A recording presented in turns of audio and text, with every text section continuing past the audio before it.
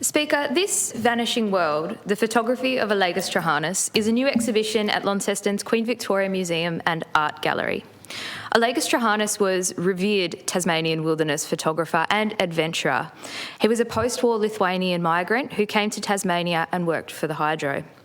He was the first to climb Federation Peak solo in the 1950s and was the first to kayak the Gordon River through the Gordon Splits all the way from Lake Pedder to Strahan. It was his relentless campaigning to save Lake Pedder that made him a household name in the early 1970s. At that time, his colour slideshow that he put together of prints of Pedder, which phased in and out to the music of Sibelius, was revolutionary.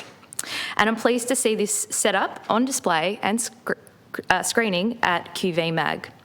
To accompany the exhibition is a publication of the same name. This is the first book of Allegus's collective work since Max Angus and other artists who compiled and printed The World of Allegus Trahanis in 1975. That work came after Allegus's tragic death on the Gordon River, just months before Lake Pedder's flooding. It provides a perpetual legacy of Allegus's work, that being photographing Tasmania's wild places and calling for their protection. For Allegus had come from war-torn Europe, and he had seen the destruction that was caused elsewhere. And in Tasmania, he found a place of final wildness, which could not be found anywhere else on the planet. And so came his famous call to action, that if we can accept that man and nature are inseparable parts of the unified whole, then Tasmania can be a shining beacon in a dull, uniform, and largely artificial world. Well, QV Mag is the proud and absolutely rightful custodian of Allegus's work. They describe the exhibition as motivated by a love of nature and natural beauty. Allegus Trahanis' legacy is told here with carefully selected images to celebrate his birth just over 100 years ago. Through the lens of his camera, this Vanishing World shares the journey of Allegus Trahanis and his campaign to expand awareness of Tasmania's unique and endangered southwest in the 1950s to 1970s. Which helped inspire an ongoing environment protection movement. But this exhibition is not exclusively a celebration of Allegus's work, but indeed a life devotion from the entire Trahanis family. Allegus's wife, Melva Trahanis, was an early explorer and bushwalker who ventured into many remote locations across Tasmania, as Allegus did, but she wasn't quite the household name that he was. And she even walked 8,000 kilometres along the length of New Zealand, and that was in the 1950s, well before tramping was popular or as straightforward as it is today.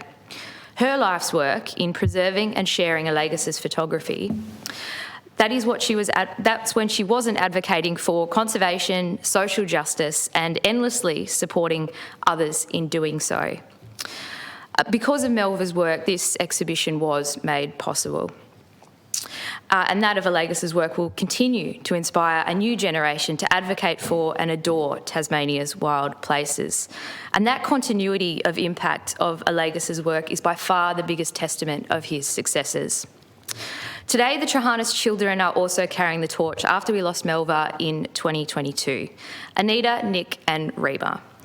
Rima wrote the foreword for the new book accompanying this exhibition, and she said on behalf of the Trahanis family, "We hope this exhibition of Allegus's creative work will continue to nourish and inspire all generations of activists and strengthen our collective conviction to take action.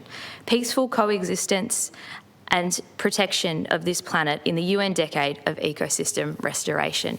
And she's quite the inspiring wordsmith, not unlike her father. Amid the climate and biodiversity crisis, it is quite extraordinary to see these Trahanis children who grew up on Pedder's magnificent pink quartzite beach under the Franklin Range, who bore the emotional toll of seeing this place lost the same year that Allegus died, today advocating for this wilderness gem to be restored. Speaker, this Vanishing World, photography of Allegus Trahanis, is exhibiting at QV Mag's Inveresk precinct until February 2025, so everyone's got plenty of time to get in and see it. And best of all, this stunning immersive display has free entry. Finally, I'd like to briefly speak about another sensational Tasmanian talent who solicits their complete own adjournment speech, and that is Amy Sherwin, the Tasmanian Nightingale. She was from Judbury in the Huon Valley. Amy was a world-class opera singer. By happenstance, her voice, her gift, was recognised while she was singing in a farm shed in Cygnet in the 1870s. From that moment, Amy was destined for the world stage. This evening at the Hobart Town Hall, there was, or they're possibly still kicking on at the moment, the recently formed Amy Sherwin Fund Committee, who are hosting an event and fundraiser with the intention of paying for a commissioned marble statue of Amy. And the fund is working towards unveiling of that statue in September 2025, which will be the 90th anniversary of her death. This move to perpetuate Amy's legacy, which all Tasmanians should be proud of, is being championed by the likes of former Governor Kate Warner and, of all people, former Greens leader Bob Brown.